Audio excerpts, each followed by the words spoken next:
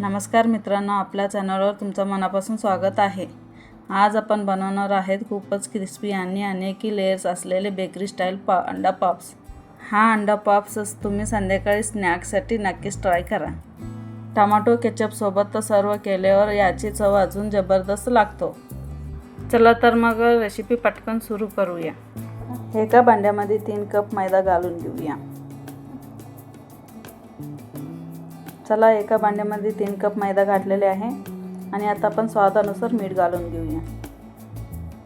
आता मैद्यामध्ये आपण 3 चम्मच तेल घालून घेऊया।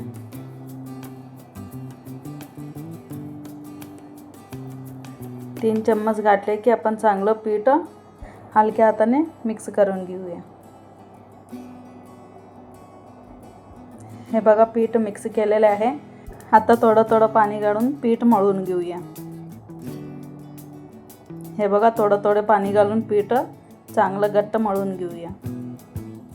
पातळ झालं की आपल्याला अंडा पॉप्स करायला येणार नाही। हे बघा पीठ मळवायचं झालेलं आहे।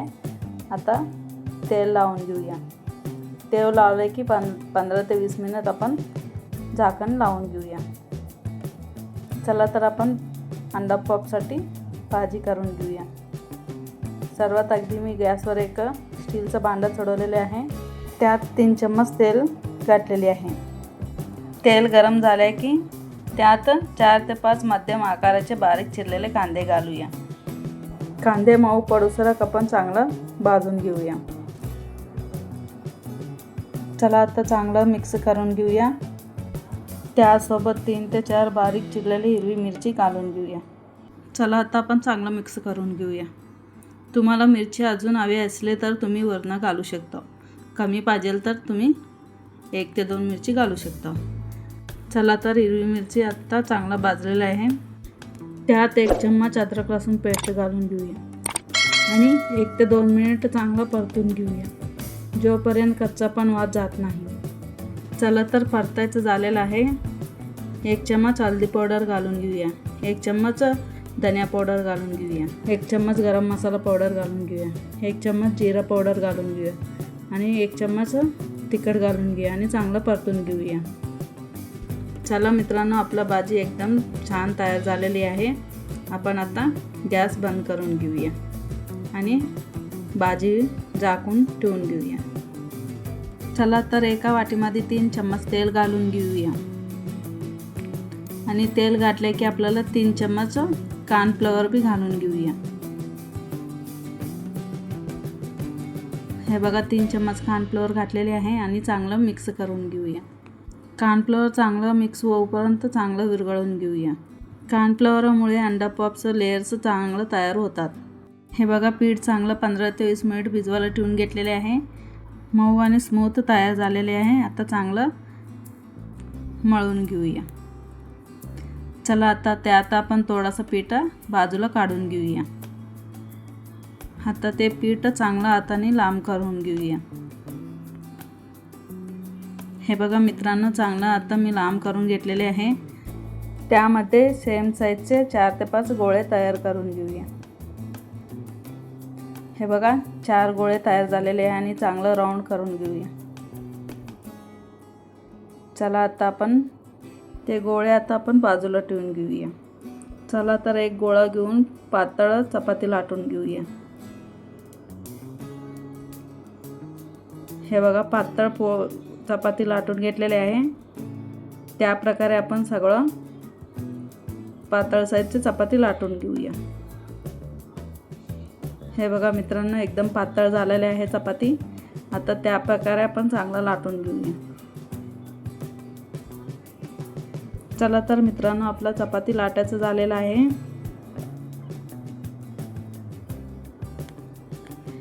आता एका चपातीवर आपण कॉर्नफ्लॉवरचं पेस्ट लावून घेऊया आणि चांगलं पसरून घेऊया। चांगलं पसरलं की आपलं लेयर चांगलं निघतात। अशाच प्रकारे 4 ते 5 चपात्या एकावर एक ठेवून प्रत्येकावर चांगलं पेस्ट लावून घेऊया।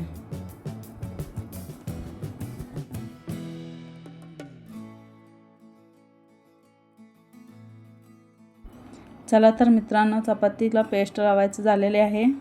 आता आपण त्याच्या खाली थोडंसं मैद्याचं पीठ घालून चांगलं हलक्या हाताने मोठं लाटून घेऊया.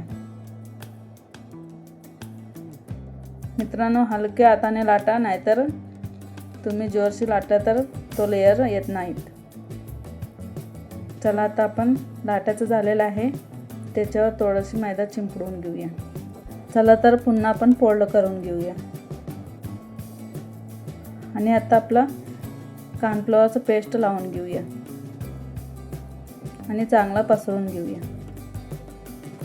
हे बघा, कॉर्नफ्लॉवरचं पेस्ट घातलेले आहे आणि चांगलं पसरवून बी घेतलेले आहे. तो पेस्ट किती चांगलं लावलं तर तेवढे आपल्याला लेयर्स चांगलं निघणार आहे. चला, कॉर्नफ्लॉवरचं पेस्ट लावायचं झालेलं आहे, त्याच्यावर आता आपण थोडीशी मैदा चिंपडून घेऊया. आता अजून एकदा फोल्ड करून घेऊया. हे बघा, मैदा चिंपडल्याचं झालेलं आहे. आता फोल्ड करून घेऊया. चला, आता आपण तो चांगला चौकोन आकाराने लाटून घेऊया. मित्रांनो, चौकोन आकाराने लाटायला आलं नाही तर बी चालेल, आपल्याला नंतर ते शेपमध्ये कट करून घेऊया. हे बघा, चौकोन आकार आलेला नाही म्हणून मी साईडनी कट करून घेतलेले आहे.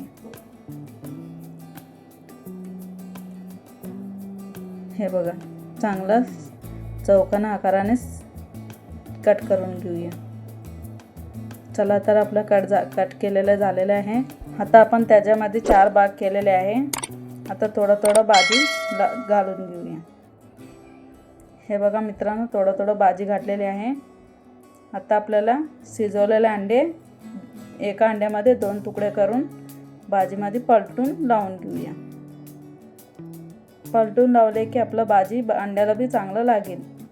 चला, आता आपण गोल आकाराने थोडंसं पाणी लावून घेऊया. पाणी लावले की आपलं अंडा पफ्स चांगलं चिटकून जाईल. तेलामध्ये घातल्या तर उघडून बी जाणार नाही आणि चांगल्या हलक्या हाताने मधून दाबा. चला, त्या प्रकारे आपण चांगलं मधून दाबून घेऊया. हे बघा, चांगलं फोल्ड केलेले आहे. तुम्ही तसेच चांगलं फोल्ड करून घ्या. आता हलके गरम तेलामध्ये आपण अंडा पफ्स घालून घेऊया आणि त्याच्यावर थोडंसं गरम झालेलं तेल बी घालून घेऊया. हलक्या हाताने आता आपण फिरवून घेऊया. हळू फिरवून घ्या मित्रांनो, ते लेयर चांगलं फुलेल. आणि लाल ब्राऊन ओसरक आपण तळून घेऊया.